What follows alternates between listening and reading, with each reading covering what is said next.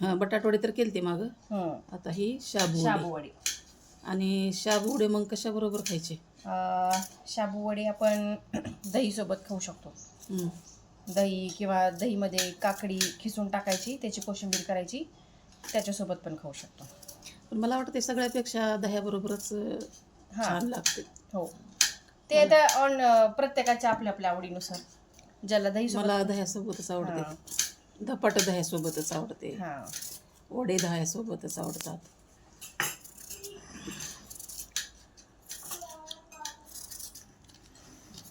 हे इथं 1 किलो शाबू भिजवला आहे आणि ह्या 1 किलो शाबूमध्ये 1 किलो बटाटे घालायचे आता. आणि ती बटाटे इकडं खिसायला चालू आहे. म्हणजे ही साल्ट काढले आता आणि साल्ट काढून आता याला खिसायचं आहे. मी ते काळे काळे डाग काढून टाके आणि ते सगळे नाही ना पुढच्या लोकांना काढायचे. का बरं? नाही ते हे राहतात ना, खराब आहे, डाग पडलेले म्हणजे किडल्यासारखं होते ते. अच्छा, ते काढले की चांगलं वाटतं जरा. आता ह्याला कच्चेच बटाटे खिसायचेत.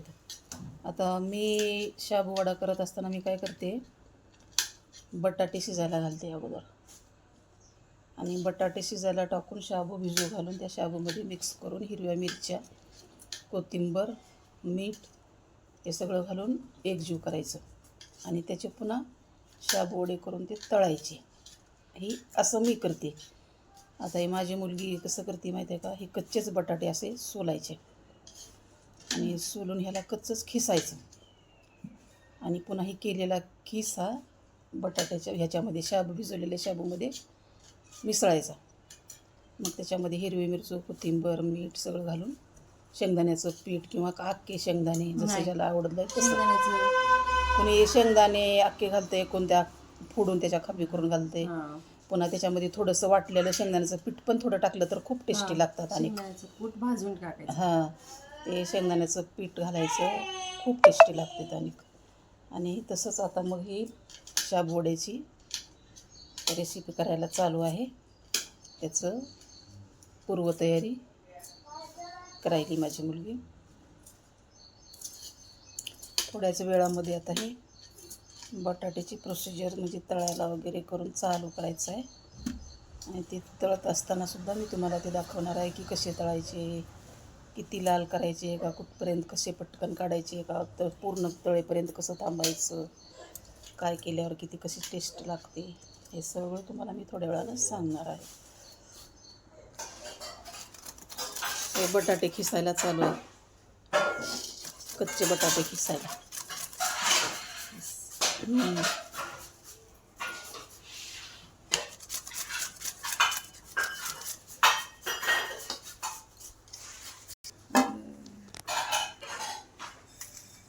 बटाटे खिसून आता झालेला आहे, एवढा किस झाला आहे, थोडा त्याच्यामध्ये मिसळला आहे आणि हे शाबूमध्ये मिसळून ती एकजीव करायला चालू आहे.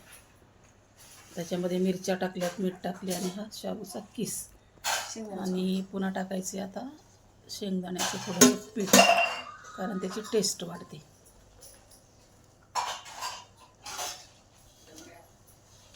शेंगदाण्याचं पीठ टाकलं वाटतं, ते टाकलं का? टाकले शेंगदाण्याचं पीठ पण.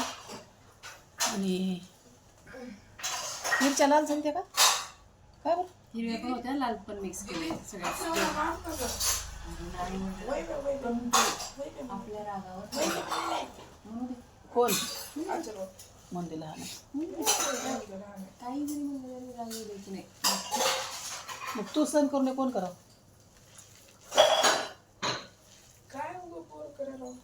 अरे त्यानं तुला माझा मोठा दादा म्हणते, भाऊ म्हणते, जीव काय म्हणते. त्यानं आम्हाला बोलू देत नाही. वय भाऊ तुझी बाजू घेते, त्याला रागव जाऊ नको. बघ लहान असून त्याच्या साड्या सांगते. रात्रीच खाऊन आला. हॉटेलमध्येच राहा म्हणावं.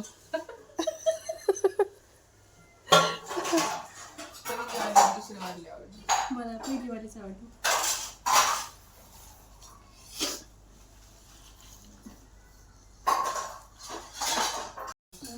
मिठाचं देऊ. उठ पटकन. पिलू मग ते चुरतानाच मीठ टाकायचं ते. पाणी सुटते थोडं मिठाने टाकलं का म्हणून चुरताना कशाचं पाणी सुटते एवढं लगेच. लगेच टाकायचं सगळं सामान एकदाच. मग वांग्याची भाजी आहे ना.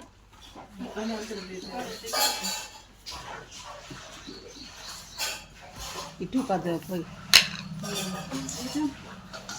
तू वाढवायला असेल तर खाली बस. तू एक काम करू आगाव पण करू नको सर. वैभव इकडे हे भांडे दे त्यांना. पिल्लू मधी मधी मधी मधी लय करू वाटते करायचं येते का स्वयंपाक करायला. नोकरी बाय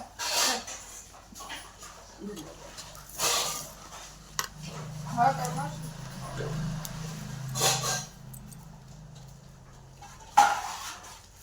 झालं आणायचं का नाही कधी घरी आणायचे.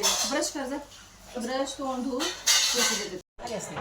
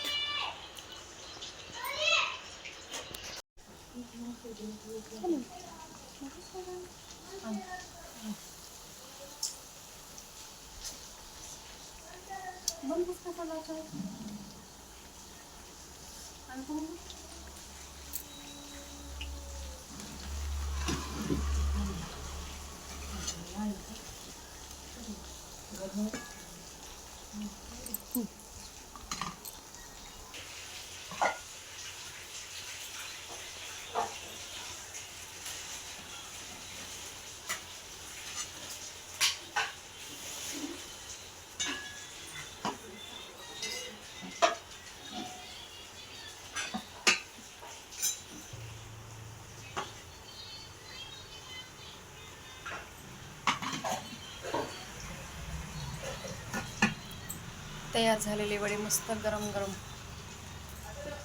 आणि अजून एवढी बाकी आहेत का.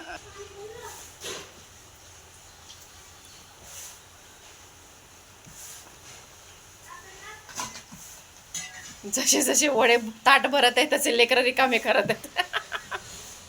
आता अजून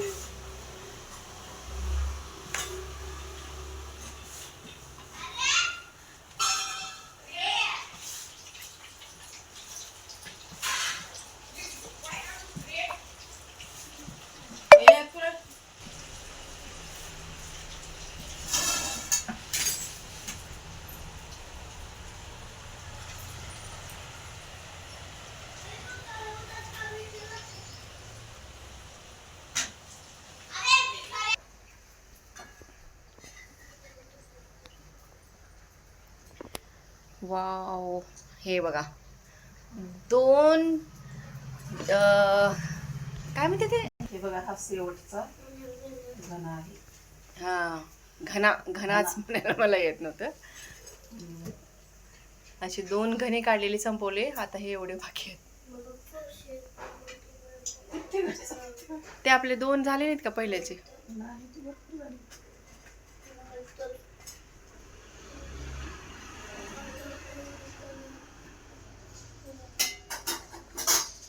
वडे करायचे आता संपले.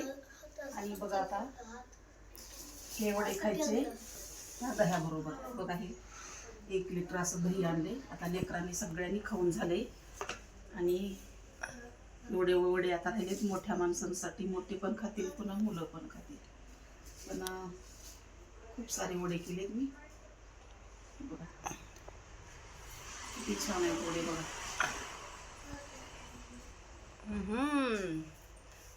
मस्त तोंडाला पाणी सुटलं. खाऊ वाटत आहे.